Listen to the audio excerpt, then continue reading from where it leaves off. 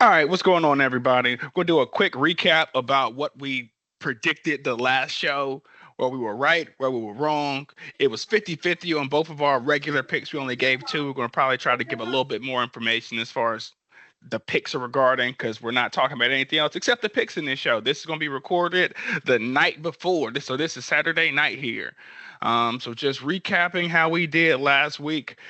I juiced everything, and my J.K. Dobbins over 50 yards hit, my Justin Fields over 50 yards missed, but that was one of those motherfucking like bad beats and shit. He got 50 yards rushing when he got the second touchdown run, and then they called another read option. He got hit in the background in the backfield and lost 2 yards. So that's how the shit goes.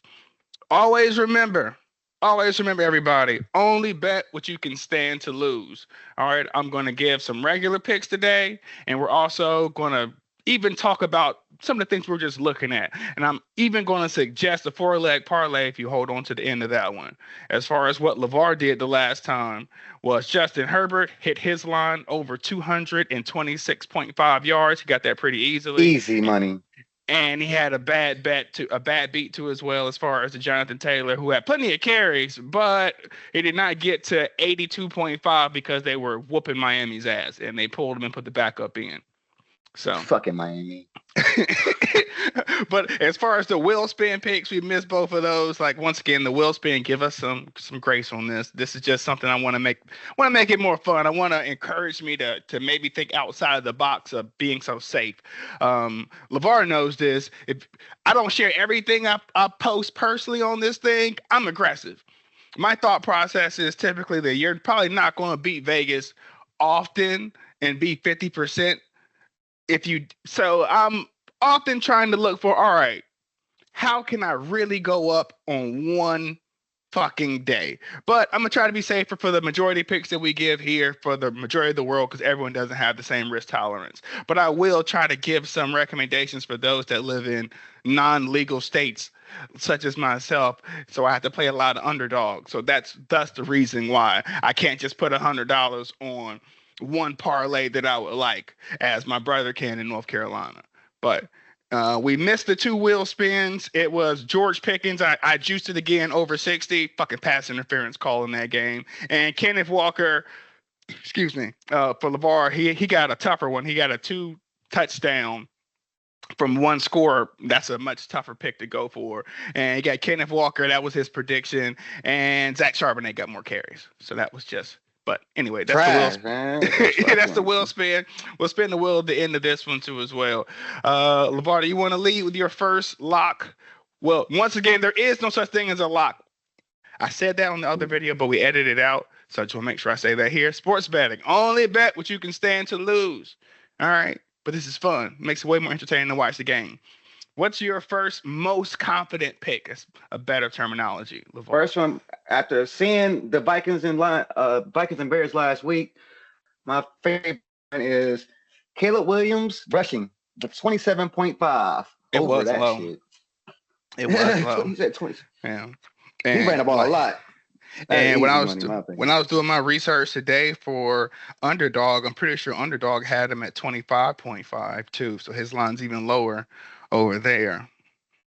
The fucking lines, defensive lines, yep. He gonna run for his life the whole game. Yeah, as of right now, 25.5, everybody. So that's, yeah, I like it too as well. I guess we'll stick with the same game. My favorite one is Olamide Zaccheaus.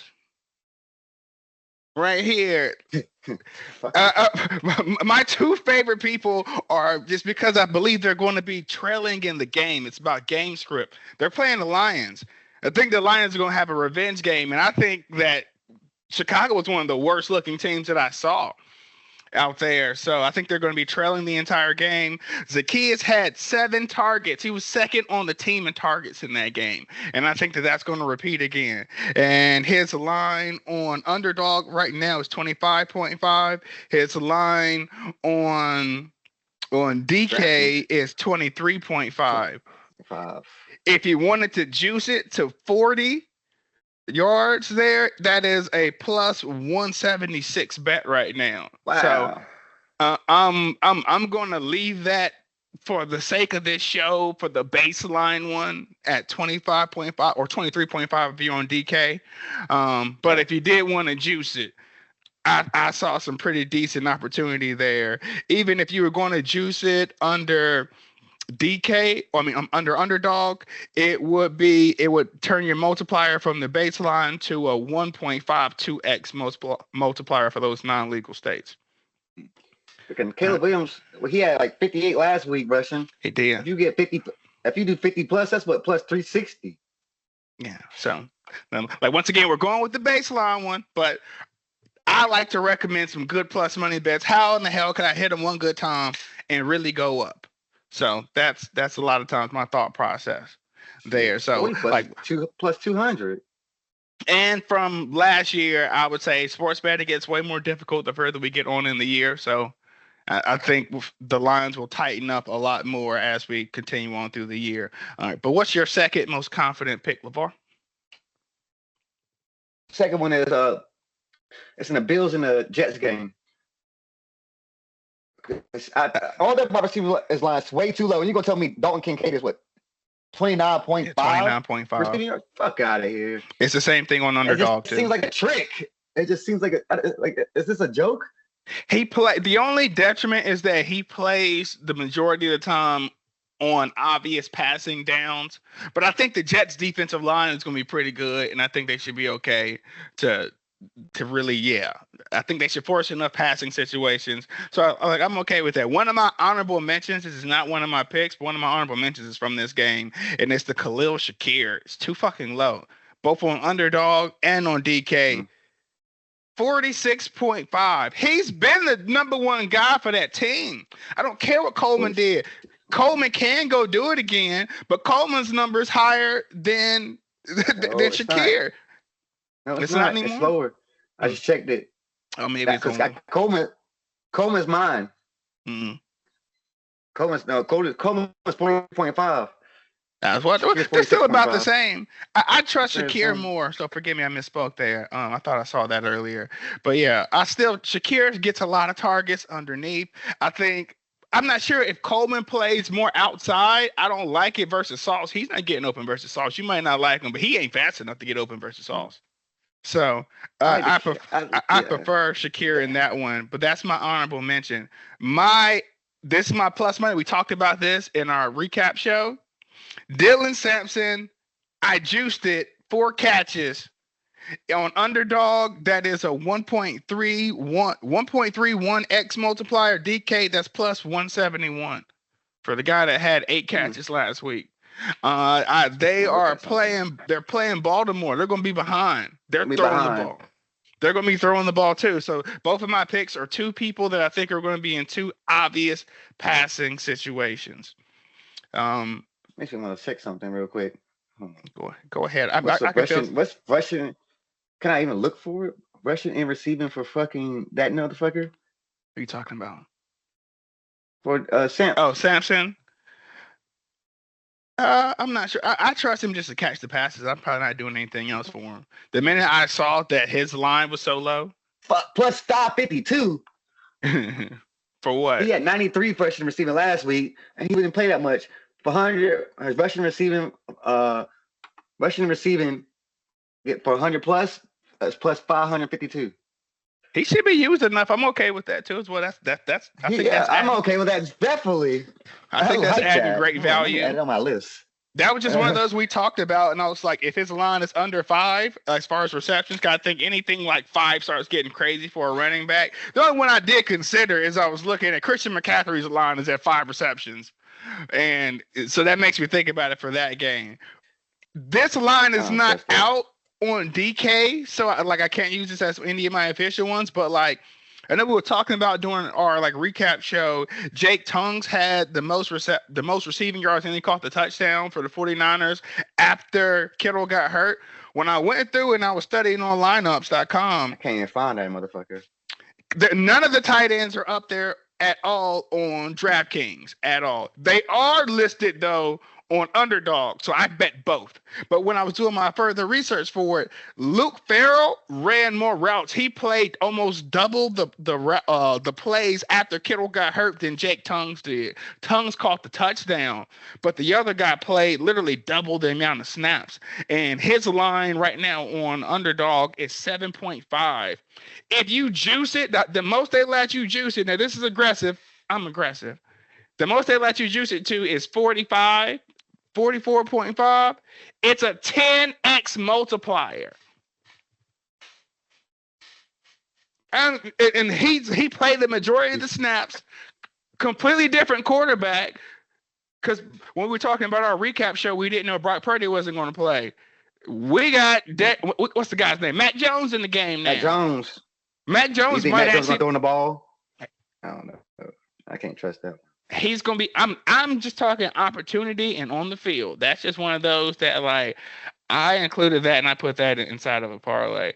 But let me do it. Let me turn my screen recording. You put that inside of a parlay. I did. I always do my hope parlays. Like what I'm working on doing these days is all right. Build something that you feel you're the most confident in, but always like reach. Like how, like, man, where could they potentially be wrong? And so that's like my typical strategy right now. I will build something that I feel is safe, and I built something I'm like, all right, what is the greatest opportunity I feel here to get plus money? Like, where could they be wrong? I and the starting tight end for the 49ers. That bitch. I'm just like the starting tight end for the 49ers. I trust the coach to scheme him open. And like I said, when Jennings is hurt, so Jennings, who knows how well he's going to play out there. They got Ricky Pearsall, who had 100 yards in the first game. I'm thinking they're probably going to guard him. And so it's literally they have to throw the ball to somebody. Another wide receiver did not catch a pass in that game other than those two. You still there? Yeah, you glitched a little, but. All right. But let me show my quick recording here. I only got to see Ricky Purcell and Christian McCaffrey even on them to even fucking do receiving yards. Not there, but Matt Jones gonna suck. I saw he's listed for you can get I saw Ricky Pearsall for 60 yards. I swear it did today. Yeah, it was plus Ricky Pearsall's on here. Ricky Pearsall, because his shit is over 53.5. Yeah, you can do plus money if you do it that way. Wasn't. But before Brock Purdy got hurt, it was at 60 something. But I did say I wanted to recommend a 4-leg parlay. Now, don't put anything on here more than you can stand to lose. But this has two of the things I talked about earlier. The juiced up, the 4 catches for Dylan Sampson, 40 yards for Olamide Zaccheaus, Shakir for over 46.5. And this is another one I found. Noah Fant over 22.5. Noah Fant got way more targets. He played more snaps than anybody else. Even though I was looking at DraftKings, they still had the other tight end like salary higher. But when I looked at the breakdown, Noah Fant clearly is the favorite person for Joe Burrow as far as the tight ends there. And I don't anticipate their offensive line. Now, granted, they're not playing against the Browns this time, but I don't think their offensive line is going to be very good this year. So he should have to do way more quick passes. So, but that 4-leg parlay right there would be plus 2,650. So if you put $10, if those 4 things right there, if you put $10 into that right there, we'll pay $275. I like to go off of some of my honorable picks. It's off of how they did last week, or who the fuck the quarterback kept throwing to the most. It's quite obvious. Yeah, Ricky Purcell, he's one of them, 53.5. But that's now a new quarterback. But still, he looked good as fuck. Neighbors, because once then it got really bad. Russell Wilson, that's all he threw to. Fucking Neighbors, over and over again. Guess who's coming back to Seattle? DK. And he threw DK a lot. Saying maybe. I hate that matchup with the corners. You were talking about how good the corners are. What DK does, if they put Woodland on him, Woodland is a good matchup for DK. Jackson Smith. Yeah, I bet Cooper Kupp. I put his receptions. His baseline receptions was negative money at 6. I juiced it to 7, but he caught so many passes, so that's one of the ones that I have inside one of the parlays. Yeah. The Saints tight end. I did. I used it too as well. Close to 80. 38.5. 38.5. Yeah, I like that one too as well. I put that one on a parlay too as well. I've used another one. You hated the motherfucker because you kept going for Darius Slayton. But I was like, he gonna throw the ball to Wendell Robinson all beginning. That's all he kept throwing to. You know he's listed as questionable. 39.5. Questionable with the ankle injury. Questionable. Robinson? Yep, questionable with the ankle injury. Easy fucking money right there because he loved him in the beginning. Because he's questionable, I'd put another Slayton bet down. You know, I'm not Slayton bet, man. That nigga has 0 yards. I'm stubborn. I won't recommend that to the world, but I'm stubborn. Oh, I did that. He definitely gonna pass neighbors in a lot. Just kind of I went through and I studied who was on the field. He played more snaps than any other wide receiver. He just only threw the ball one time. I'm like, what kind of shit is this? But he was on the field. He was on the field 90, or he didn't have any time, and he just was throwing a little short shit or whatever. He's only motherfucking running downfield. Neighbors definitely 100 then. Dallas doesn't have that good of a pass rush, so I think he has a shot. If they're going to double somebody, they should double him. And also, Darren Bland is going to be out of that game, the slot corner for the Cowboys. He's not playing. Oh, Jaguars. Like that. I saw a little bit of that Jaguars game, and he threw the ball to that strange guy a lot. They like using the tight end. That offense features the tight end a lot. He was a tight end? I didn't know who the fuck. Yeah, Dalton Strange. Yeah, Strange, whatever. Yeah. But forgive me, I gave him a different last name. But they feature the tight end a lot in that offense. So that's just at 38.5. Mm-hmm. I like that one too as well. I like that. Do I have any other honorable mentions here? Where's my safe parlay? Shakir, Dalton Kincaid, like you said that. Now, granted, there is no such thing as safe. I had Zacchaeus' baseline in here, Noah Fant, Juwan Johnson, like you said. And I don't know. I just have a feeling that the Bears are going to be behind, and so I like David Montgomery over 45.5 rushing. He got just as many He got just as many carries as that's why they lost.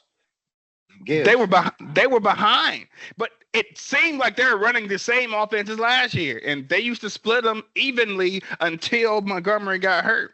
And so I'm like, I like that one. His receiving line's also low. I think it's like 12.5, and he catch a decent amount of passes. Also, for some reason, I still like Sam Laporta, although the Lions always scare me from their pass receivers because they can spread the ball to anybody. But Underdog had a line earlier today at 45.5. But yeah, not as completely like confident about some of the other ones though there. The last honorable mention, I guess I would say, there's two. Joshua Palmer in that same game, like all those lines are low. Yeah, at least Underdog has it at 33.5. And Breece Hall, because I think they'll be able to run the ball. Breece Hall, 60.5 yards rushing. I like also Tony Pollard, 66.5 rushing. I do his receiving yards. Rushing and receiving, I want to play him, but I want to do with Pollard, 100 plus rushing receiving. Dylan Sampson, 100 plus rushing receiving. He's going to get both, man. I think people underestimate Titans, and I think the Broncos defense is really, really, really fucking good, and that's what made it look like that. Broncos defense is good, but the Rams... Tony Pollard still got 70, 80 yards on it? But I think the Rams have a better pass rush than the Broncos do. So I don't think he's gonna have they did a pretty good job versus Texans, and I think the Texans are a much better fucking team than Tennessee. I don't think Texas looks straight better than Tennessee. Do you want to bet who has more? Tennessee is not. I think Tennessee. Do you think Tennessee's gonna have more wins than the Texans this year? They're gonna try to. Yes. Try to, but are you picking that? Yeah. You're crazy. I don't think Titans suck. They play hard. They do. Watching them play hard. Play hard. Did I pick out losing that game? Bo Nix was terrible. You did pick him to lose. You picked the Rams to lose. You picked Tennessee like an idiot. I picked Tennessee the way I thought so. Yeah, like a fucking idiot. I'm going off my game plan in my head. Just like a fucking idiot. No, that's just because you're a hater. Tony get 2 touchdowns right there. Man. Just because you're a fucking hater. All right. Want to spin the wheel so we can wrap this thing up? Spin the wheel. All right. I think I went first last time. You want to go first or me? I don't care. All right. I'll give you option to pass. But you go first. All right. And it's falling on. Ooh, just crossed over 3-leg parlay. You almost got a game total of 45 and over, so you almost got an easy one. Just crossed over the 3-leg parlay. I could remove it, but no, I'll leave it up there. All right, while you're thinking about yours, I'm gonna spin for myself. That is a difficult one. Look, I already gave a 4-leg. I'm gonna try just for it. Oh shit! 2 touchdown parlay. I know exactly what I want to do. I'll let y'all watch me research. Now watch me work. Hey. Do neighbors. Hey. Now watch me work. All right. Y'all see this one right here. So before I clear this out, take that screenshot. All right, you go. Tell me yours while I'm doing my research. All right. A 3-leg parlay I like right now. I just came up to right now. Mm-hmm. Dylan Sampson, 100 yards rushing and receiving. Tony Pollard, 100 yards rushing and receiving, and Malik Neighbors, 100 yards. That gotta be. I'm gonna put that together. You did that crazy shit too. That's your parlay. I like it a lot. It's aggressive at least. I like aggressive. If you go do the parlay game, which I'm in those parlay states, you need to be aggressive. You're not gonna be over 50% very often. At least not in my opinion. I'm placing this bet. I like Kyron Williams to score a touchdown. I just don't like the odds for it. So typically, if I'm going to do a touchdown bet, I like the odds to be. I like the odds to be on my side. Just put all these motherfuckers together. What is it going to be?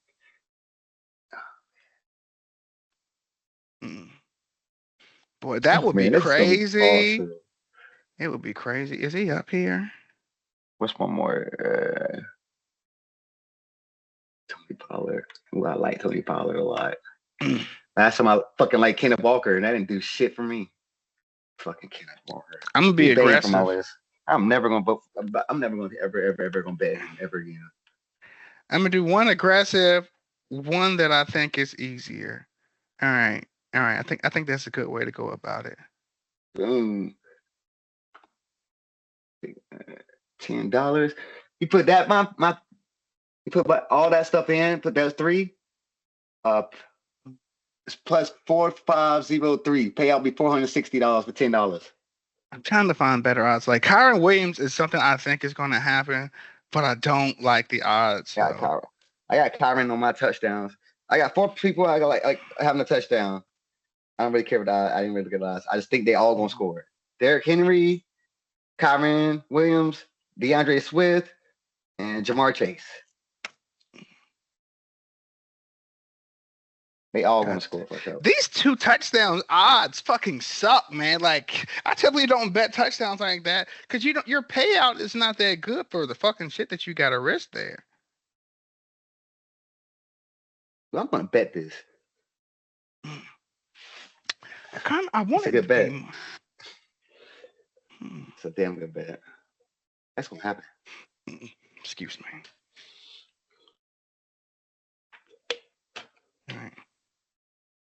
All right. That'll be my 2 right there. They're aggressive, but at least it's based on some study that I did.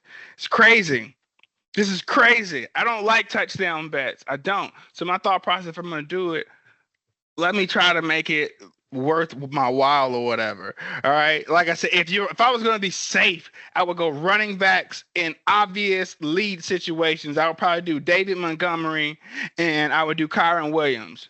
I think those are safe. I think that those 2 score a touchdown. But to be aggressive, and for the sake of entertainment in this fucking show, since I already talked about it, Luke Farrell and Kyle Pitts to score a touchdown plus 3,420.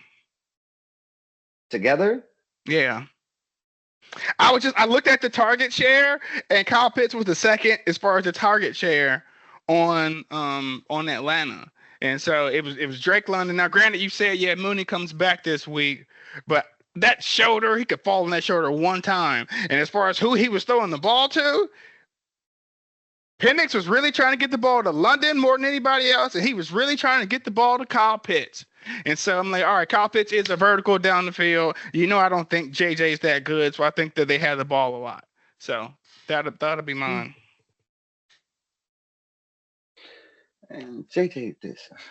All right. Anyway, that's the show.